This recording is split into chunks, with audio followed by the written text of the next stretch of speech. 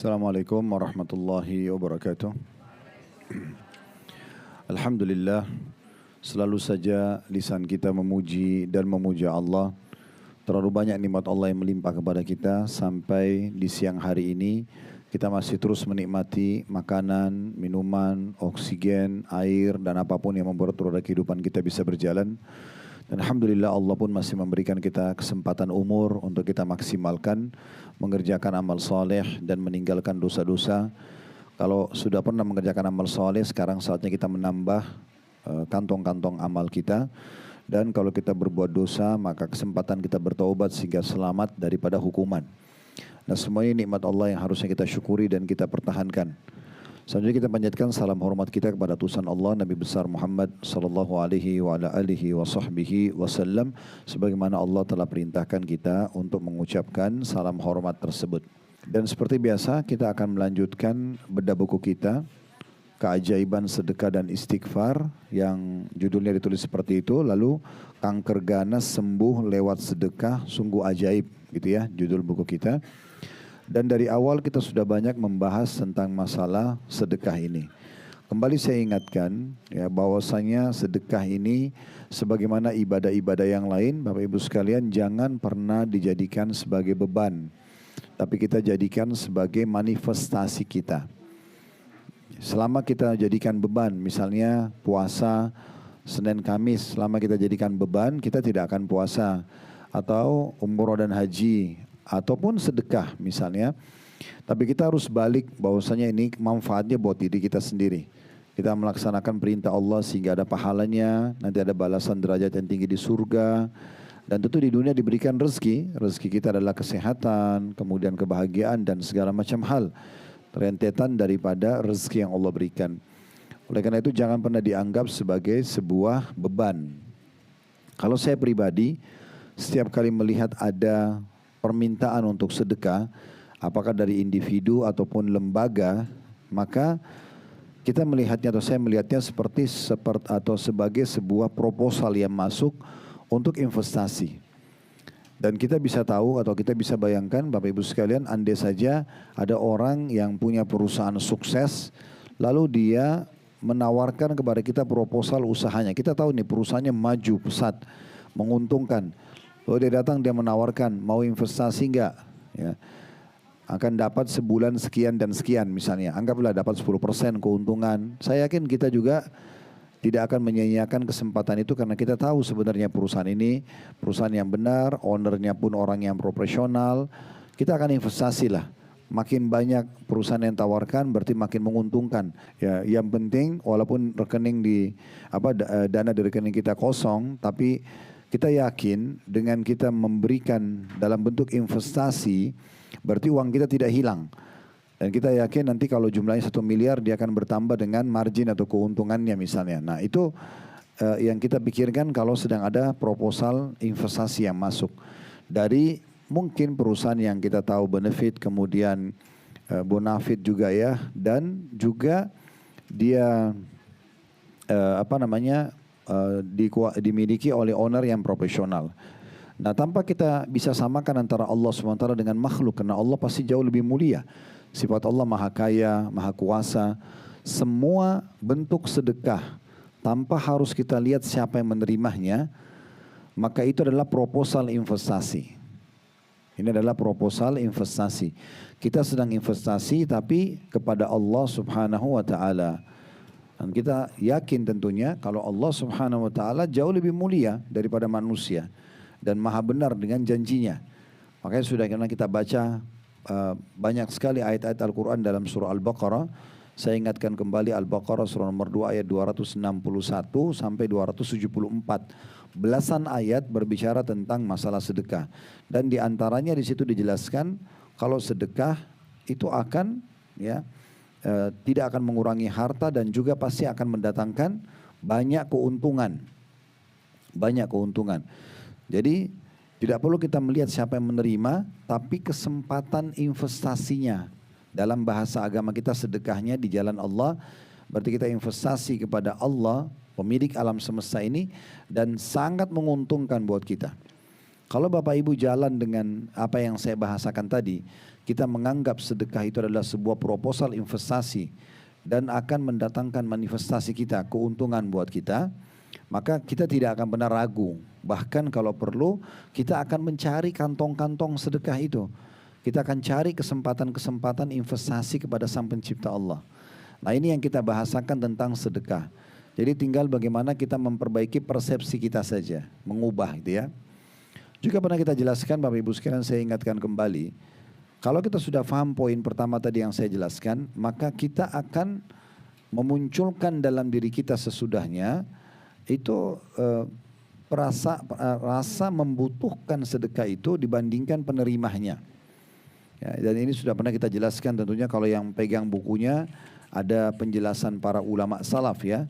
Dalam statement yang menarik sekali tentang masalah sedekah ini, itu ada di halaman 7. Kalau yang pegang bukunya ya, di halaman 7. Saya ingatkan kembali, sebenarnya sudah pernah kita baca, tapi perlu kita renung-renungi kembali ya. Saya pun setiap kali mengulangi statement-statement ini, saya sangat tertarik. Selalu termotivasi lagi buat memperbanyak sedekah. Bukan lagi cuma sedekah gitu ya. Situ ada perkataan Al-Laits ibn Sa'ad. Dilihat ya di halaman 7 itu. Ini salah satu ulama salaf yang terkenal dengan kesolehannya. Beliau mengatakan barang siapa yang telah mengambil dariku suatu sedekah atau hadiah. Jadi si penerima ini, yang biasa kita anggap orang miskin atau orang butuh gitu ya. Maka dia mengatakan hak dirinya atas diriku lebih besar daripada hak diriku atas dirinya. Maksudnya dia lebih pantas saya hormati, dia lebih pantas saya cari daripada dia mencari saya, daripada dia menghormati saya. Bisa ditangkap sampai sini ya. Ini penting sekali ya, karena ini pondasi dasarnya. Kalau kita sudah bisa memperbaiki persepsi kita ini, kedepannya kita akan beda dalam bersedekah. Kita akan beda, kita akan anggap ini sebuah keuntungan buat kita. Nah makanya Al-Laits bin Sa'ad bilang rahimahullah, barang siapa yang telah mengambil, ini maksudnya orang-orang penerima nih, yang biasa kita anggap miskin atau butuh, mengambil suatu sedekah atau hadiah dariku, maka hak dirinya untuk aku datangi, untuk aku muliakan, lebih besar daripada hak diriku atas dirinya. Lebih pantas daripada dia menghormati aku. Kenapa? Ini pemahamannya nih. Dia bilang karena dia, si penerima sedekah itu, telah menerima apa yang telah aku korbankan kepada Allah. Jadi di sini dia menganggap dan menanamkan prosesi dalam dirinya kalau dia lebih butuh daripada penerima sedekah itu. Karena dia tahu ini adalah investasi kepada Allah. Nah itu. Di bawahnya ada perkataan lagi Al-Fudail bin Iyad. Masih di halaman 7 ya. Ulama yang lain berkata kepada orang-orang yang telah menerima sedekahnya. Orang yang sudah dikasih sedekah mengatakan mereka sambil menunjuk orang-orang itu membawa perbekalan-perbekalan kita menuju akhirat tanpa upah sedikit pun hingga mereka meletakkannya di atas timbangan di hadapan Allah Azza wa Jal. Jadi kalau rasionalnya gini, kalau kita kasih orang miskin, tetangga, kita berikan sedekah misalnya, misal nilai 1 juta rupiah. Di mata kita, dia terima fisiknya. Itu benar. Tetapi kita harus paham kita menerima nilainya. 1 juta itu diambil fisiknya, dipakai sama dia, dipakai makan, biaya anaknya. Tapi nilainya kita dapat. Melalui dialah dibawa ke timbangan amal. Karena kalau tidak melalui orang-orang penerima, bagaimana kita bisa dapat di catatan amal kita hari kiamat? Nah begitu memahaminya. Jadi persepsi mereka beda sekali dengan persepsi kita tentang masalah sedekah gitu ya. Ini harus difahami baik-baik. Begitu juga yang perlu digarisbawahi perkataan selanjutnya Abu Hatim. Masih di halaman 7 paling bawah sekali ya. Paling bawah sekali Abu Hatim mengatakan bakhil itu perhitungan. Milih-milih siapa yang mau dikasih. Ya, padahal sebenarnya dalam sedekah itu kalau kita tahu investasi antara kita sama Allah, kita nggak akan pilih siapa yang mau terima. Apakah orang yang sama terulang atau orang lain. Kalau ibu-ibu masih ingat saya pernah bilang kan, tidak ada bedanya ibu memberikan orang yang sama orang yang berbeda. Karena kita targetnya bagaimana sedekah kita sampai di timbangan amal. Karena setan biasa membuat kita jengkel, ya, kesal dengan orang yang kok orang ini lagi, orang ini lagi. Nah itu syaitan buat supaya kita nggak mau sedekah. Sebenarnya hapus persepsi itu, nggak perlu kita pikir siapa yang terima. Mau orang yang sama atau orang yang berbeda, intinya sedekah kita dapatkan. Investasi kita realisasi, nah gitu. Itu yang penting. Nah ini yang mahal nih, pemahaman ini harus kita tanamkan dalam diri kita. Sehingga kita nggak ada beban dengan siapa yang menerima. Tapi kita justru beban kalau kita tidak bisa investasikan, tidak ada orang yang bisa menerimanya. Abu Hatim mengatakan bakhil, perhitungan, banyak pertimbangan dalam sedekah itu adalah sebuah pohon di neraka. Sedang ranting-rantingnya ada di dunia. Maka barang siapa yang bergelantungan pada salah satu dari ranting-rantingnya itu, niscaya ia akan menjerumuskannya ke dalam neraka. Sebagaimana kedermawanan suka memberi tanpa memilah, semua permintaan yang masuk dianggap proposal investasi. Saya ulangi lagi ya, semua permintaan yang masuk ke kita, by WA, grup, yayasan, individu, kita anggap itu proposal investasi. Dengan kita investasi kita akan untung. Nah gitu, investasinya ini dengan Allah Subhanahu Wa Taala, zat yang maha kaya. Kalau kita fahamnya itu, kita dermawan namanya, ya. Makin tidak pernah kita tolak permintaan, itu makin dermawan. Nah itu sifatnya Nabi SAW. Nanti kita masuk ke bahasan kita hari ini tentang kisah-kisah nyata orang-orang yang dermawan. Dimulai dari Nabi Muhammad SAW. Bagaimana Nabi bisa tidak pernah nolak siapapun yang minta? Apa sebabnya? Nah ini pondasi yang sedang kita bahas sekarang.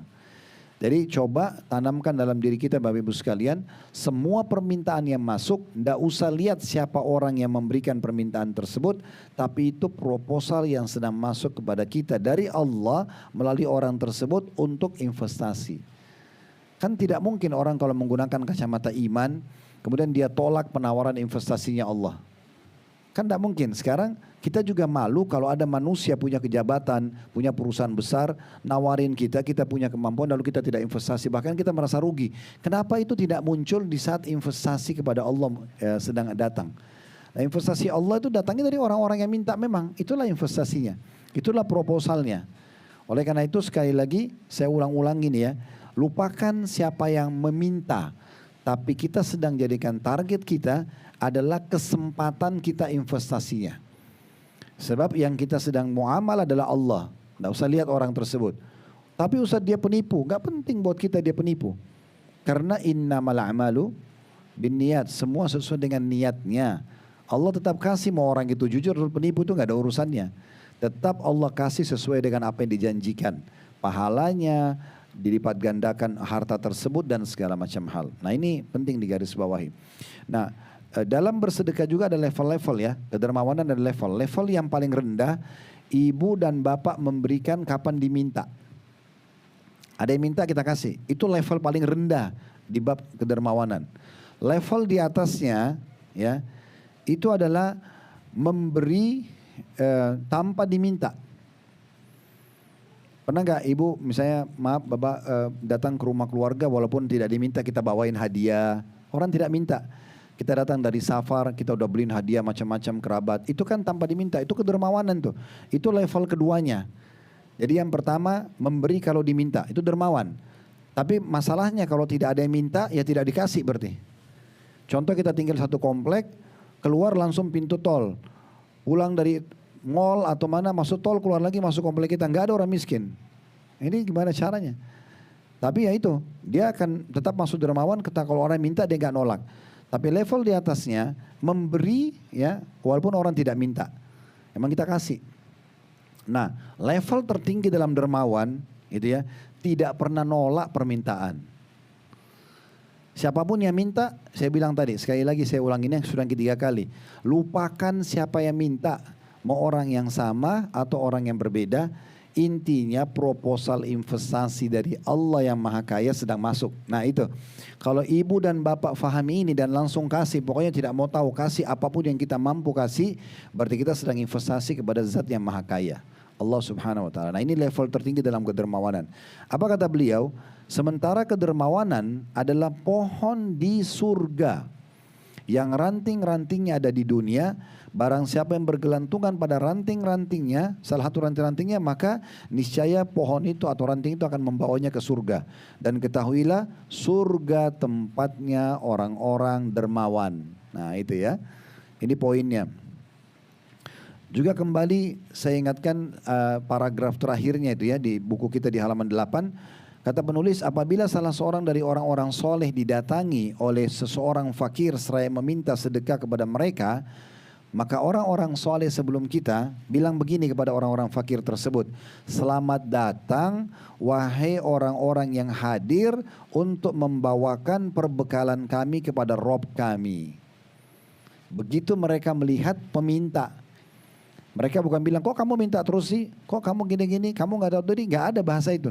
Mereka membalik mengatakan selamat datang untuk orang-orang yang akan membawa ya harta kami atau amal kami ketimbangan amal Tuhan kami, gitu. Ya. Kita tutup di pembukaan ini, pembukaan kita masih pembukaan, mengingatkan saja ya. Ingat perkataan Ali bin Abi Thalib. Kembali ke halaman 7 dulu. Ada paragraf ketiga dari atas, Ali bin Abi Thalib berkata, ini perlu digarisbawahi ya. Ini juga termasuk kedermawanan dan perlu difahami adanya ujian-ujian bagi orang yang diberikan harta. Kata Ali radhiyallahu anhu, barang siapa yang telah diberikan suatu harta oleh Allah, ini yang harus dia lakukan dulu, maka hendaklah ia menyambung kekerabatan dengannya. Yang paling pertama ibu bapak cari keluarganya. Mana kerabat-kerabat kita ini? Tante, paman, sepupu, ponakan, cari mereka. Dahulukan mereka dalam pemberian. Nah gitu ya. Kemudian dikatakan terutama orang tua ya. Terutama kedua orang tua. Masih hidup, kita berikan kesenangan buat mereka. Karena bakti itu berarti memasukkan kegembiraan dan kesenangan pada orang tua gitu ya.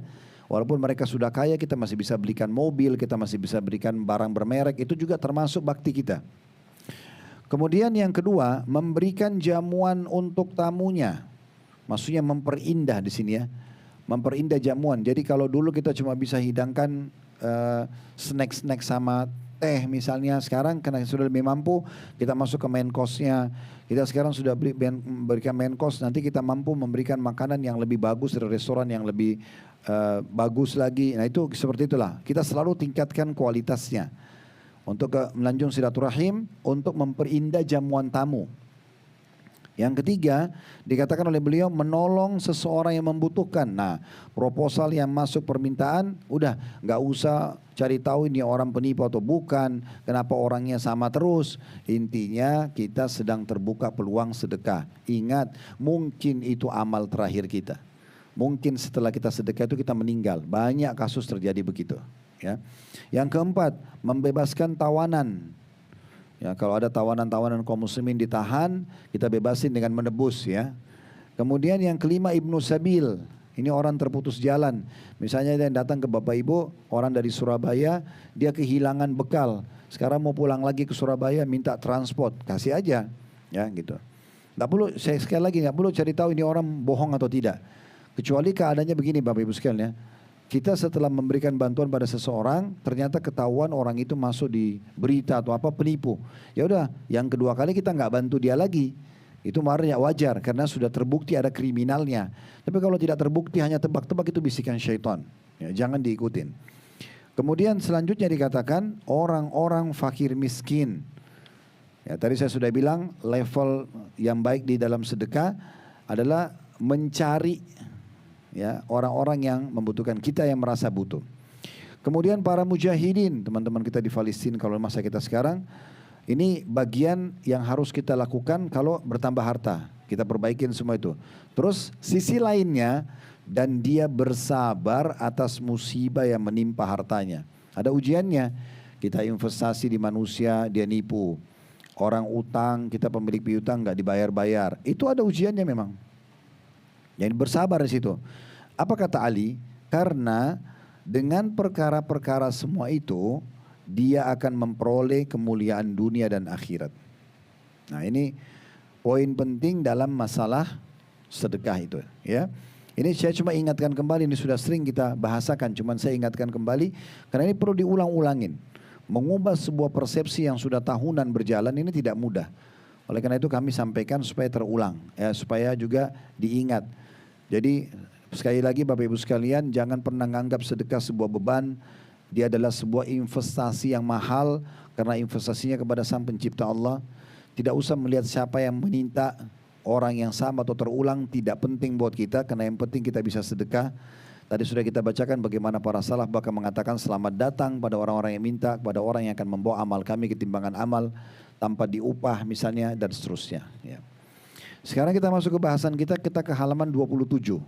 Tadi itu cuma mengingatkan ya, di halaman 7 dan 8. Sekarang kita masuk ke halaman 27, beberapa contoh riwayat tentang para pemberi sedekah dan infak. Kita bisa belajar dari orang-orang terdahulu kita, tentu dimulai dari manusia paling mulia, Nabi Muhammad SAW dalam sedekah. Itu yang poin pertamanya. Ibnu Abbas berkata radhiyallahu anhuma, kana Rasulullah sallallahu alaihi wasallam ajwadan nas wa kana ajwada ma yakunu fi Ramadan hina yalqahu Jibril wa kana yalqahu fi kulli lailatin min Ramadan fayudarisuhu al-Qur'an fala Rasulullah sallallahu alaihi wasallam ajwadu bil khairi min ar-rihil mursala. Rasulullah SAW adalah manusia yang paling dermawan. Bukan cuma dermawan, paling dermawan. Orang dermawannya sudah bagus, ini paling dermawan maksudnya sudah sulit orang menyainginya.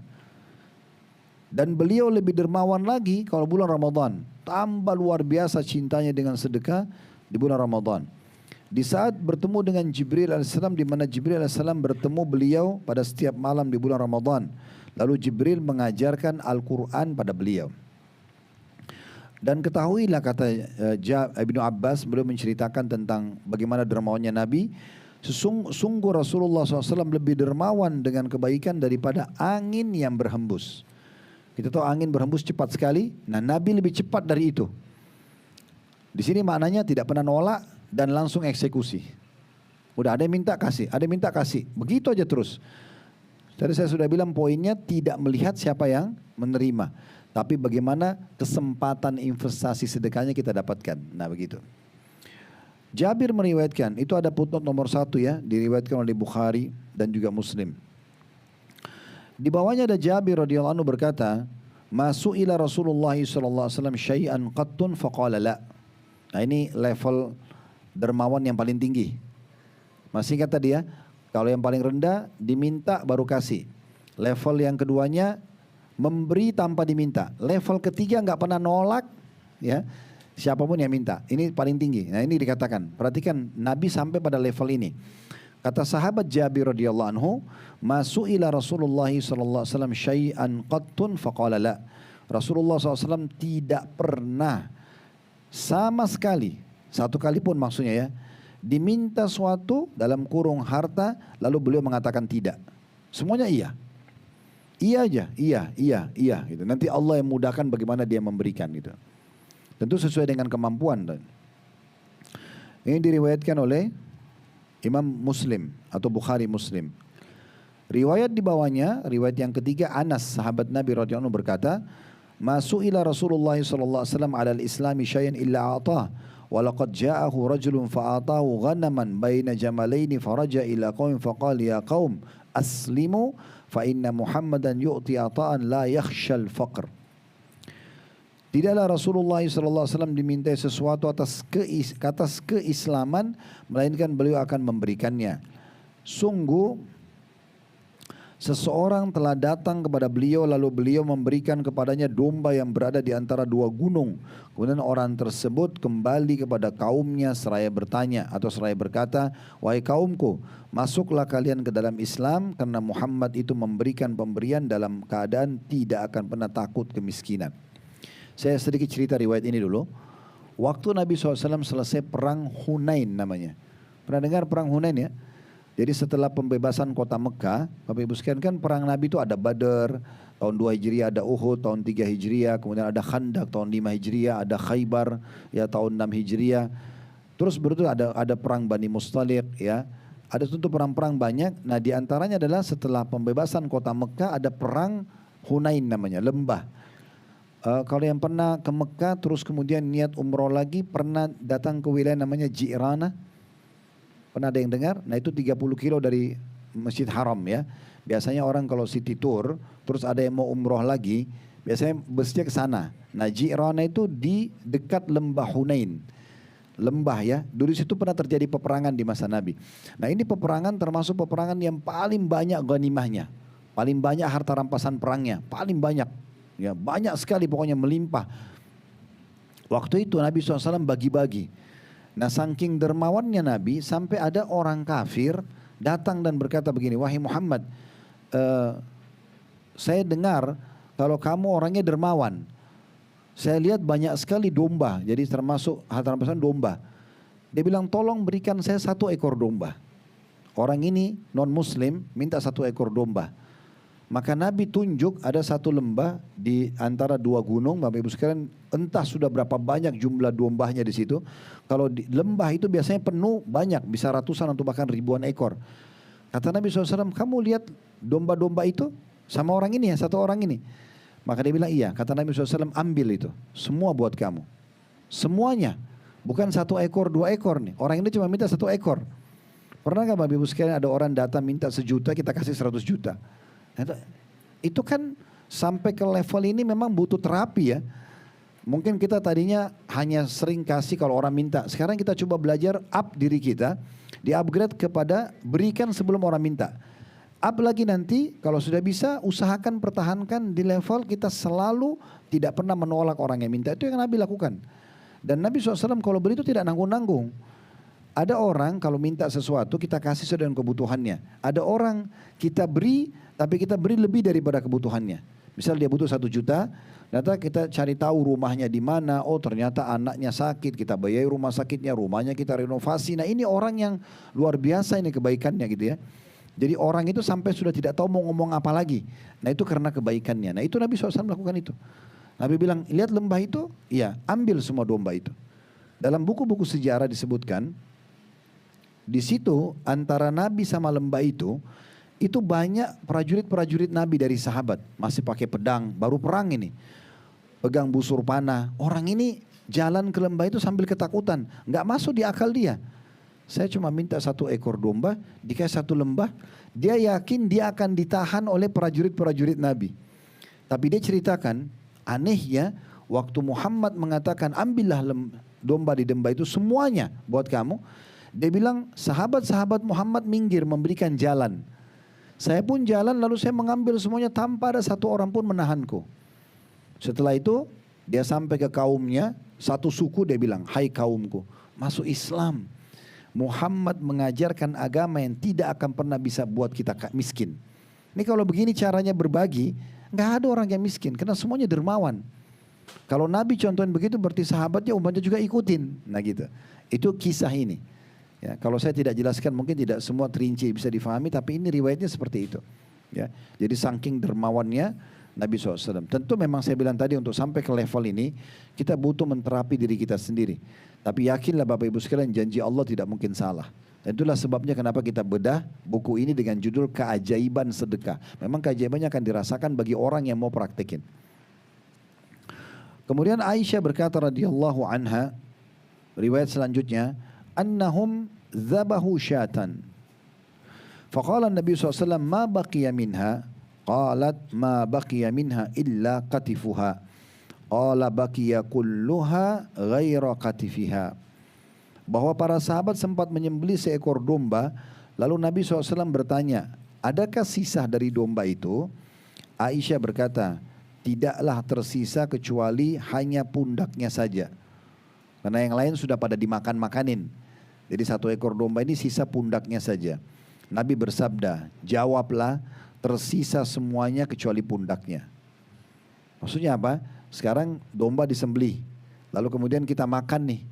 Ternyata 1 ekor domba itu sisa pundaknya yang belum dimakan. Nabi datang tanya, bagaimana domba tadi?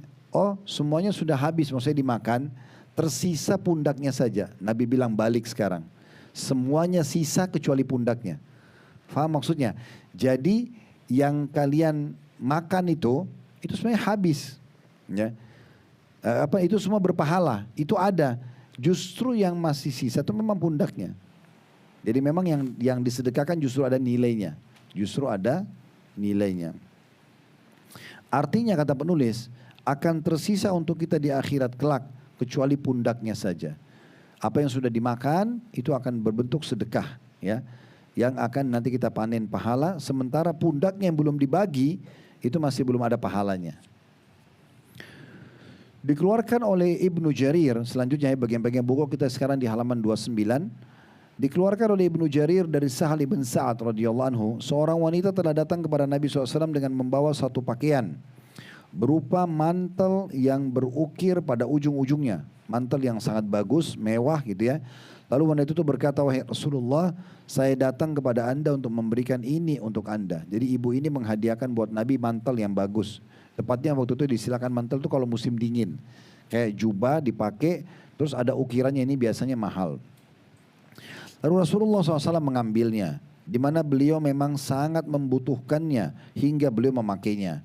Kemudian mantel itu dilihat oleh seseorang dari para sahabat beliau waktu Nabi masuk ke masjid, seraya berkata, wahai Rasulullah, betapa indahnya mantel tersebut, maka berikanlah mantel itu kepadaku.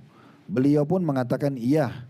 Dan ketika Rasulullah SAW beranjak untuk memberikannya, para sahabat yang lain mencela orang yang minta tadi, seraya mereka berkata, engkau tidak bersikap baik ketika melihat Rasulullah SAW mengambil mantel itu dari wanita karena membutuhkannya, lalu engkau memintanya, padahal engkau tahu bahwa tidaklah beliau itu dimintai, melainkan pasti beliau memberikan, sehingga tidak mungkin menolaknya. Maka orang tadi berkata, demi Allah, tidaklah ada faktor yang mendorong saya melakukan itu, melainkan karena saya berharap keberkahannya ketika telah dipakai oleh Rasulullah SAW, dan saya berharap agar saya dikafani dengan mantel tersebut. Nah, riwayat ini menyebutkan lagi tentang kedermawanan Nabi. Kita bayangkan Bapak Ibu sekalian, kita dikasih baju bagus, baru terima, baru dipakai sekali, ada orang lihat, bagus ya, langsung tolong kasih ke saya, kita buka kita kasih, ya. Apalagi kalau bermerek, ya, itu orang masih pertimbangkan, harganya berapa, mahal.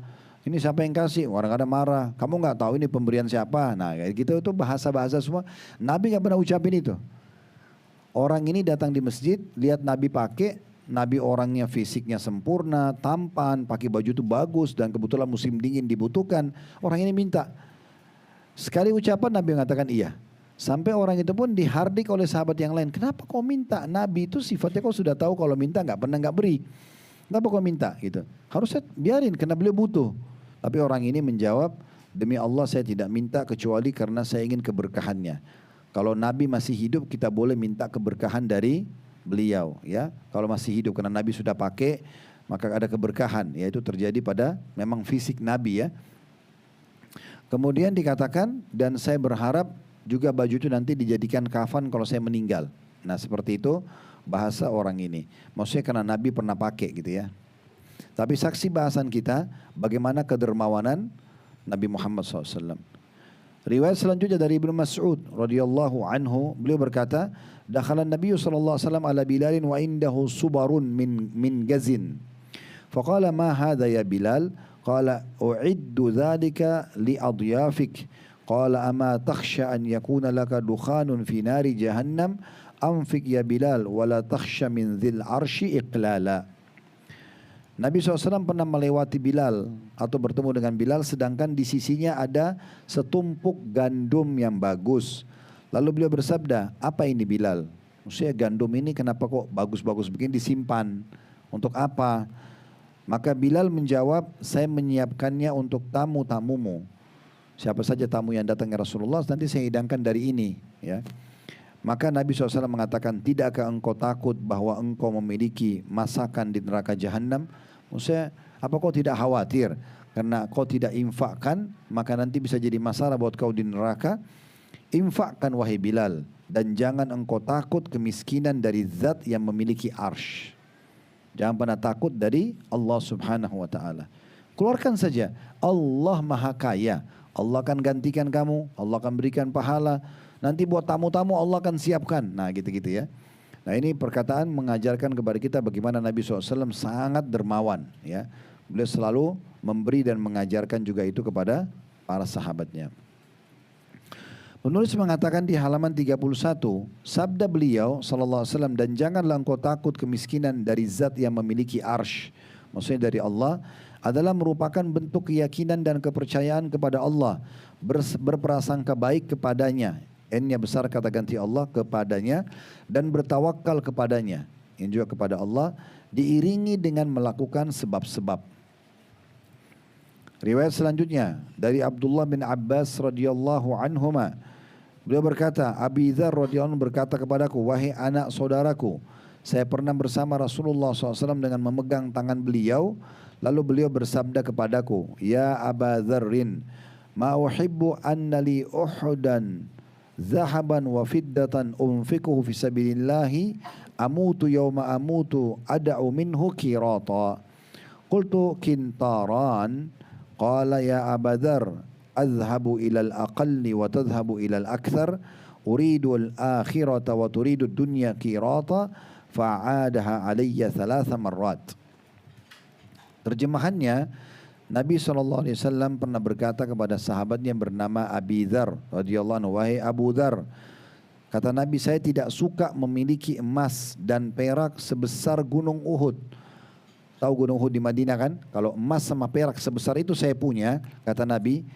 Lalu saya infakkan di jalan Allah dan saya masih meninggalkan di hari di mana saya meninggal, ya, dengan meninggalkan 1 kirat atau beberapa dirham.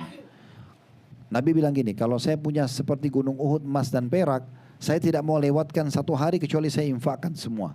Saya tidak mau tinggalkan walaupun hanya 1 dirham, uang kecil gitu ya.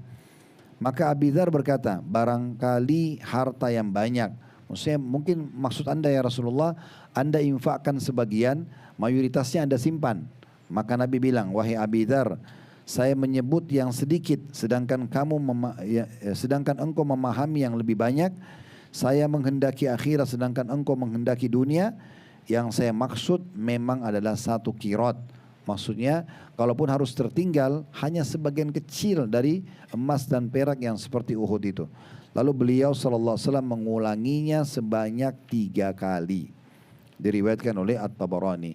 Jadi Nabi SAW sini memotivasi sahabat yang namanya Abi Dzar. Kalau saya, wahai Abi Dzar, Nabi bilang begitu ya. Kalau saya punya emas dan perak seperti Uhud, saya tidak lewatkan hari itu kecuali saya infakkan. Dan tidak tertinggal kecuali 1 kirat, kecil sekali. Lalu Abi Dzar bilang, mungkin anda maksud ya Rasulullah, anda infakkan sebagian kecil, yang banyaknya anda simpan untuk kebutuhan anda. Nabi bilang, saya tinggalkan sedikit, lalu kau bilang sebut banyak. Saya ingin akhirat, kamu ingin dunia, gitu kan? Nah itu Nabi berarti kan memberikan pelajaran penting di sini. Tidak usah khawatir dari pemilik singgasanah yang agung, Allah Subhanahu Wa Taala. Allah itu melihat, mengetahui niat ibu dan bapak, mengetahui apa yang kita keluarkan, dan tidak usah khawatir. Allah menyebutkan dalam surah Saba, ini sudah pernah kita sebutkan dan saya ulangi lagi. Di buku kita tidak disebutkan di dalam kisah ini ya. Tapi anda bisa lihat surah Saba, surah nomor 34 ayat 39. Itu patokannya ya. Surah nomor 34 ayat 39. Kalau dibuka di aplikasi Al-Quran di handphone Bapak Ibu, ada potongan ayat di 39 Saba itu. Wa ma anfaqtum min syai'in fahuwa yukhlifu. Semua yang kalian infakkan di jalan Allah pasti dia ganti. Nah ini harus diikuti dengan keyakinan. Tidak usah khawatir, keluarkan saja. Ya, yakinlah kepada Allah Subhanahu Wa Taala, karena memang pondasi agama kita keyakinan. Pondasi agama kita keyakinan. Baik, saya akan tambahkan kisah Abu Bakar radhiyallahu anhu. Nanti kalau ada pertanyaan setelah ini silakan tentunya.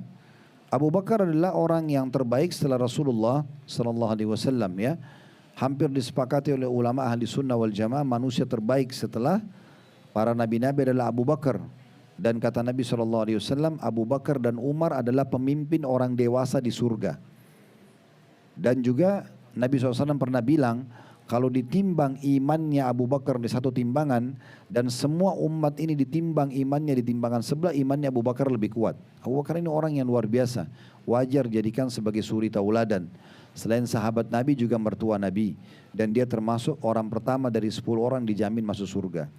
Nah, Abu Bakar ini juga orang yang sangat dermawan, suka sekali bersedekah. Umar bin Khattab berkata, Amarana Rasulullah sallallahu alaihi wasallam an natasaddaqa fawafaqa dzalika indi malan. Faqultu al-yawma asbiku Aba Bakrin in sabaqtuhu yawman. Faji'tu binisfi mali. Faqala Rasulullah sallallahu alaihi wasallam ma abqaita li ahlik. Qultu maaf. Abqaitu lahum dalam kurung an-nisfa mithlahu. Wa ata Abu Bakrin bikulli ma indah. Faqala ya Aba Bakar ma abqaita li ahlik. Faqala abqaitu lahumullaha wa rasulah. Qultu wallahi la asbikuhu ila syai'in abada. Jadi sebelum saya baca terjemahannya Bapak Ibu sekalian, memang di kalangan sahabat ini persaingan mereka itu adalah bagaimana lebih baik ibadahnya dari temannya. Bukan riya ya. Jadi kalau temannya lebih baik sholat malamnya, dia berusaha mengejar sama atau lebih baik. Ada temannya, sahabat yang lain lebih rajin sedekah, dia berusaha lebih baik sedekahnya. Nah selalu begitu. Itu yang dijadikan persaingan mereka. Tidak ada urusannya dengan dunia, bukan persaing tas, baju, jabatan, gak ada. Urusannya adalah akhirat, ibadah. Nah Umar ini selalu kalau Nabi perintahkan sesuatu, dia setiap datang ke Nabi, misalnya mau berinfak, pasti Abu Bakar sudah ada. Nabi sampaikan kerjakan ini, Abu Bakar sudah lebih dulu kerjakan. Jadi Umar ini merasa belum pernah bisa menyaingi Abu Bakar. Nah kejadian riwayat ini, Umar pernah dapat satu peluang di mana dia bisa menyaingi Abu Bakar.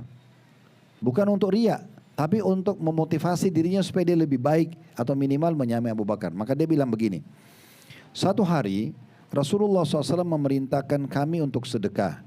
Maka hal itu sangat bertepatan sekali dengan waktu saya memiliki harta.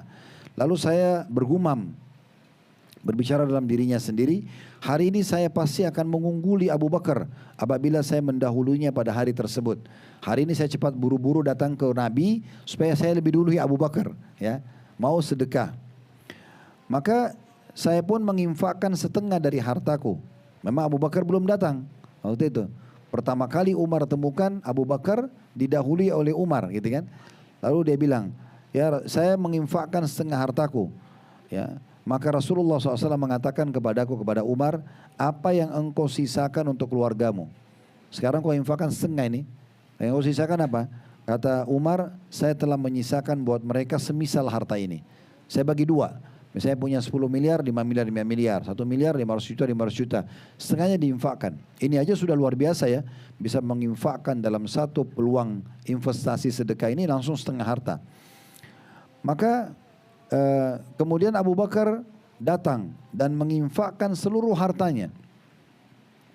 Lalu Rasulullah SAW bersabda kepada Abu Bakar, wahai Abu Bakar, apa yang engkau tinggalkan buat keluargamu? Maka dia menjawab, saya telah menyisakan Allah dan Rasulnya buat mereka.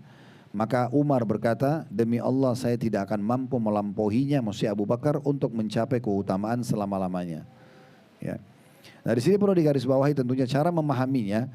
Kalau Abu Bakar menginfakkan seluruh hartanya, maksudnya yang dia milikin pada hari itu lebih daripada apa yang dia milikin untuk keluarganya.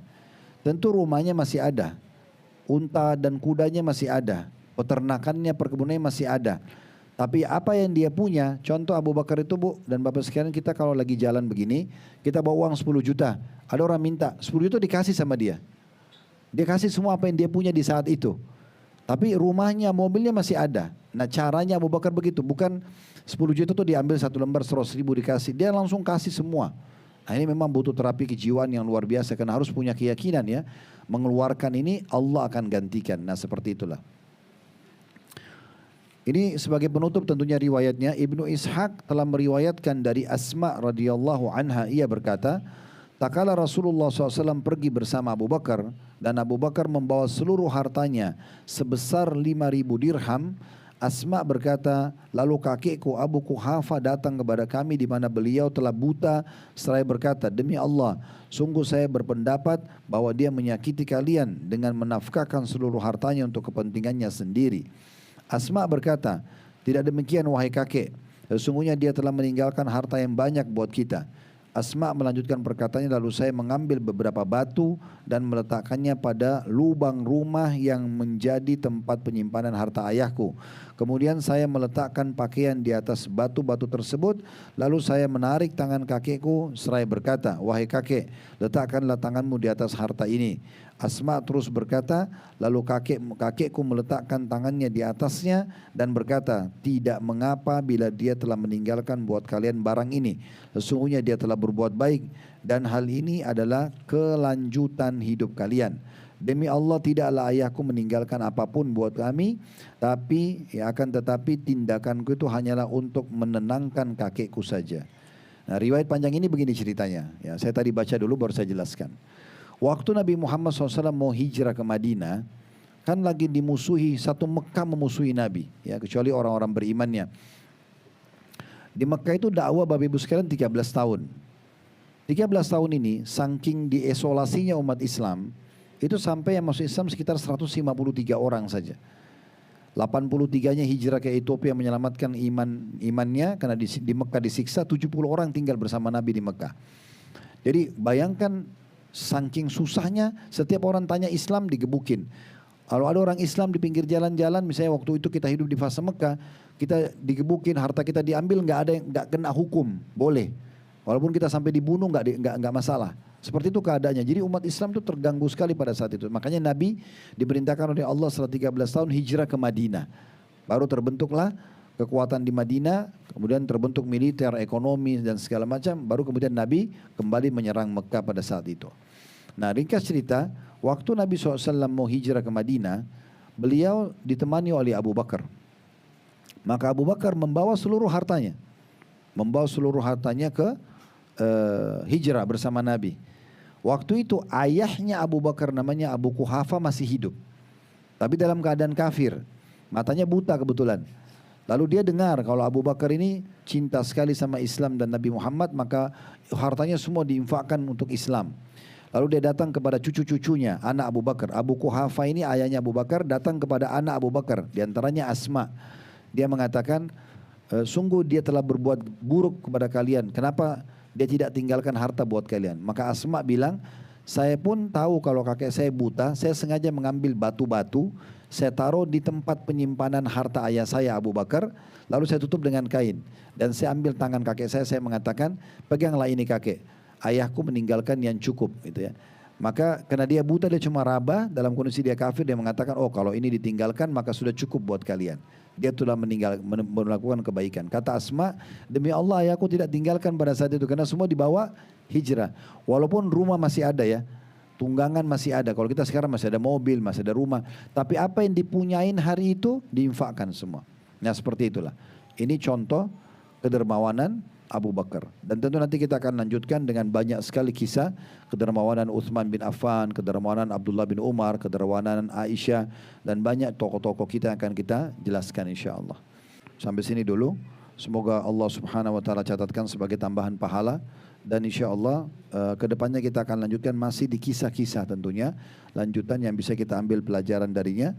Kalau ada benar dari Allah silakan diambil dan diamalkan, kalau ada salah dari kami tentunya dimaafkan, dan saya istighfar kepada Allah Subhanahu wa taala. Subhanakallahumma bihamdika asyhadu an la ilaha illa anta astaghfiruka wa atubu ilaik. Wassalamualaikum warahmatullahi wabarakatuh.